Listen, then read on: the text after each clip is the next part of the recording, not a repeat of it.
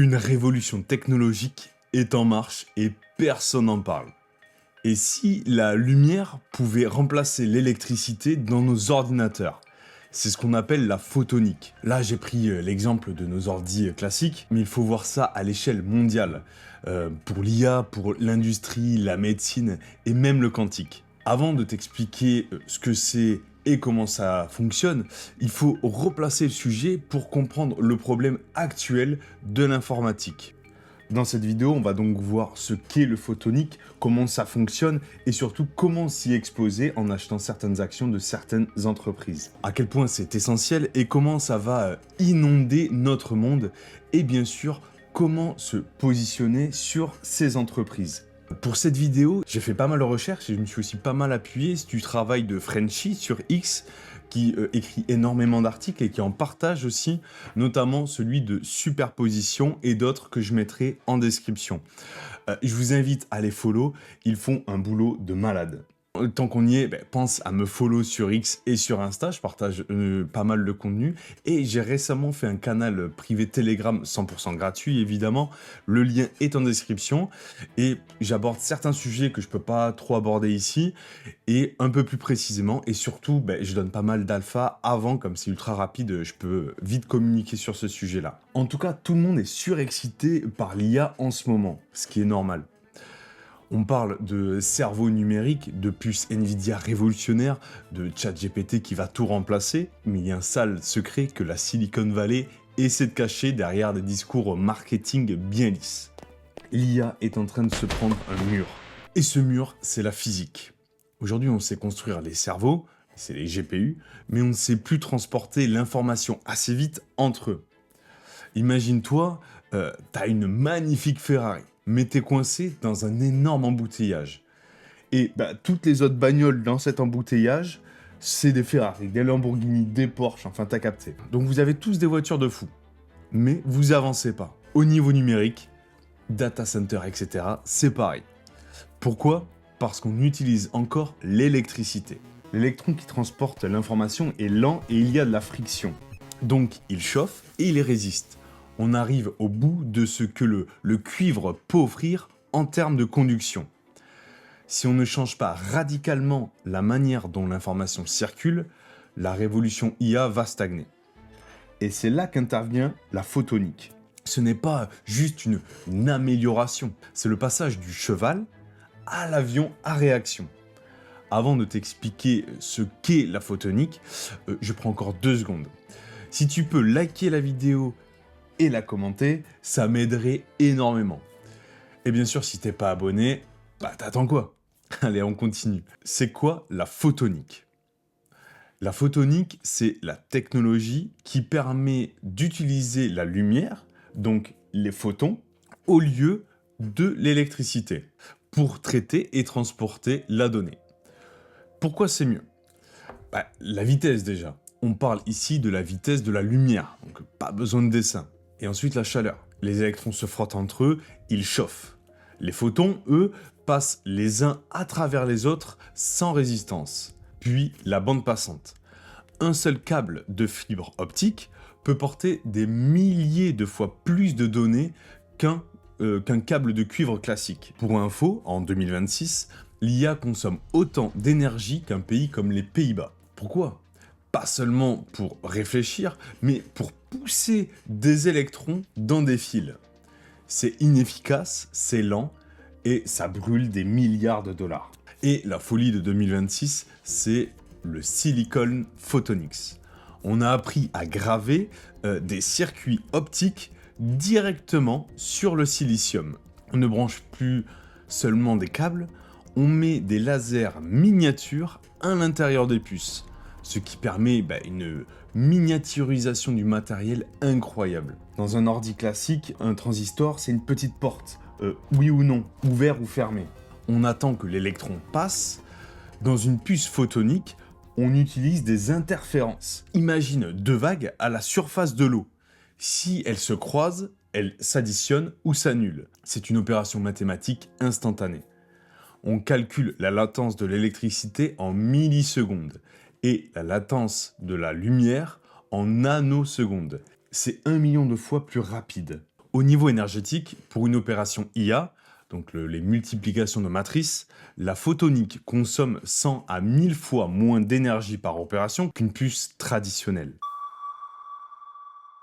Partie 2. Les implications. En ce moment même, les géants comme Amazon, Google, Anthropic, etc. sont en train de refaire toute leur plomberie. Ils passent au réseau 1,6 terabits par seconde. Sans photonique, c'est impossible. C'est ce qu'on appelle les co-package optiques, CPO.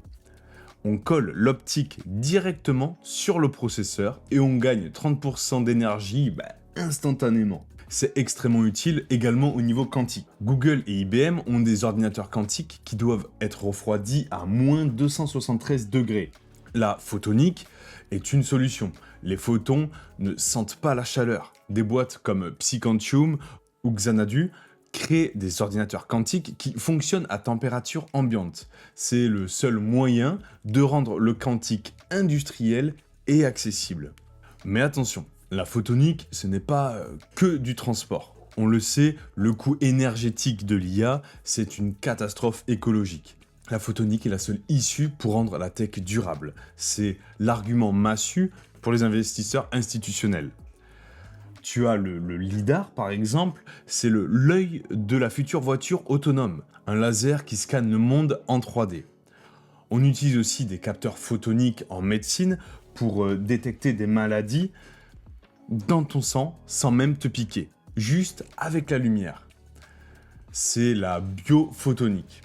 Le marché devrait atteindre 100 milliards de dollars d'ici la fin de la décennie. On peut parler aussi de la 6G. La 5G plafonne à 20 gigabits par seconde. La 6G photonique, qui arrive dans les labos en 2026, vise les 1 terabit par seconde. Tu télécharges 100 films en HD en quelques secondes. Mais surtout, le réseau agit comme un radar. Il voit les objets, les gens et les véhicules pour aider les robots et les voitures autonomes à circuler sans caméra. 3. Le futur potentiel. Le marché photonique devrait passer de 950 milliards de dollars en 2025 à 1600 milliards en 2032, porté par l'IA, l'IoT et le quantum computing. Si on parle photonique quantique, les ordis quantiques photoniques à température ambiante, donc sans besoin de cryo, pourraient atteindre 7000 milliards de dollars en 2036. 4. Les entreprises à surveiller. Maintenant qu'on a vu l'intérêt et le potentiel de la photonique, on va voir comment s'exposer à ce secteur et j'ai donc fait une liste de quelques entreprises qui peuvent être intéressantes. Par contre, forcément, la plupart ont déjà vraiment bien performé. Ça fait 1 an finalement que la photonique, on en parle pas mal. Et ça va peut-être pas être le meilleur moment, va peut-être falloir attendre un petit retracement. Je vais t'en donner 3. Plus une peut-être bonus à la fin si j'ai le temps, pour pas que la vidéo soit trop longue. Et pour ceux que ça intéresse et qui veulent vraiment pousser le sujet, je vais publier une liste complète de plusieurs entreprises avec les bons points d'entrée et de sortie, les explications de pourquoi je sélectionne ces entreprises. Et je vais tout mettre soit sur Insta en privé, soit sur mon Telegram, sur mon canal privé Telegram. Si tu le rejoins, tu pourras accéder à ça. Parmi la 50aine d'entreprises actives dans ce secteur, 3 se distinguent par leur positionnement stratégique, on va dire incontournable.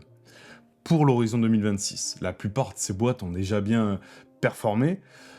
Donc, comme je te le disais, te jette pas dessus. Je vais survoler rapidement ces sociétés. Si ça t'intéresse, dis-le en commentaire et je pourrai en faire des vidéos plus précises et détaillées sur pourquoi je m'intéresse réellement à ces entreprises et expliquer la technologie sous-jacente. On va commencer avec Arista Network.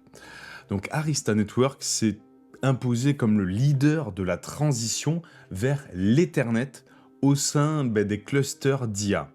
En février 2026, Arista a doublé son objectif de revenus lié au réseau d'IA pour l'année, le portant à 3,25 milliards de dollars. C'est énorme.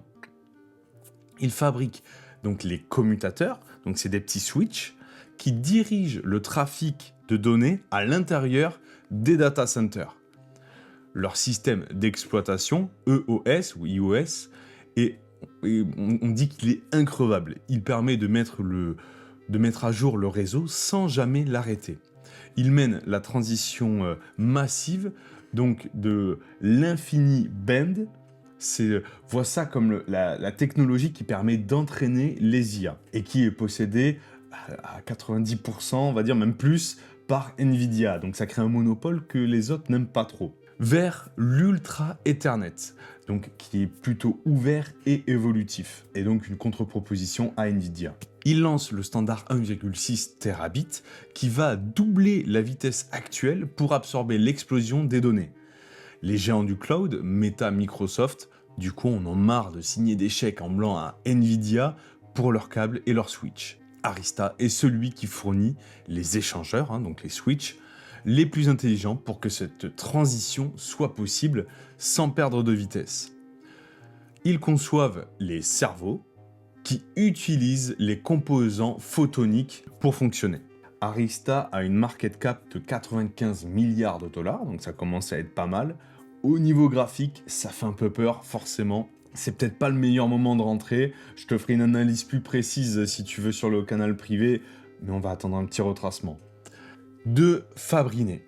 On l'appelle l'usine du monde photonique. Fabrinet occupe une position unique de sous-traitant spécialisé dans l'assemblage et le packaging optique de haute précision. Elle fabrique pour le compte de géants comme Nvidia, Cisco, Lumentum et Coherent. Pourquoi investir? Déjà, pour leurs résultats records. Pour le deuxième trimestre fiscal 2026, Fabrinet a publié un chiffre d'affaires de 1,13 milliard de dollars, ce qui commence à être pas mal, en hausse de 36%, et un bénéfice par action dépassant toutes les attentes. Il montre un bilan exemplaire, la société affiche une dette nulle, donc zéro dette. En technologie, c'est franchement très très rare et très très propre. Et près de 1 milliard de dollars en trésorerie, lui permettant de financer ses expansions de capacité. Bien que l'optique reste son cœur de métier, Fabrinet se diversifie dans le calcul haute performance et l'automobile avec les lidars, réduisant sa dépendance au cycle des télécoms et de l'IA. Arbinet a une plus petite market cap, autour des 9 milliards de dollars. Mais bon, pareil, tu vois la charte, elle est verticale. L'action a pris 300% en un an, c'est énorme.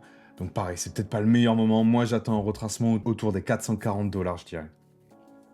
3. Ciena Corporation.